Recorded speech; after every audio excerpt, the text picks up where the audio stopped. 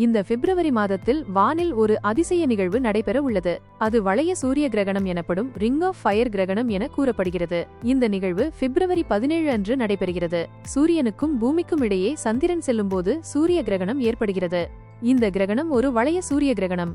இந்த கிரகணத்தில் சூரியனின் மையப்பகுதி மட்டும் நிழல் பகுதியில் வரும் வகையில் சந்திரன் சூரியனை மறைக்கிறது.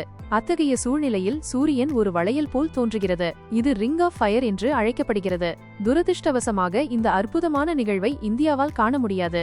ஏனெனில் இது அண்டார்டிகாவின் தொலைதூர பகுதிகள் மற்றும் தென்னாப்பிரிக்கா மற்றும் தென் அமெரிக்காவின் சில பகுதிகளிலிருந்து மட்டுமே தெரியும். வளைய மண்டலத்திற்குள் இருந்து இந்த கிரகணத்தை ஒரு சிலர் மட்டுமே பார்ப்பது சாத்தியம் என்று கிரகண வானிலை ஆய்வாளரான ஜே ஆண்டர்சன் கூறியுள்ளார். இந்த நெருப்பு வளைய சூரிய கிரகணம் 2 நிமிடங்கள் 20 வினாடிகள் மட்டுமே நீடிக்கும் எனவும் தெரிவிக்கப்பட்டுள்ளது.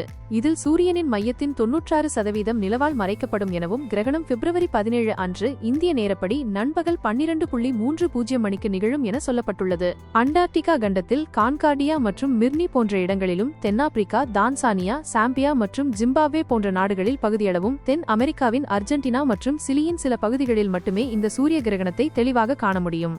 சூரிய கிரகணத்தை நாம் வெற்றுக்கண்ணால் காணக்கூடாது. சூரிய ஒளியை ஊடுருவக்கூடிய கண்ணாடிகளை நாம் பயன்படுத்தி பார்க்கலாம்.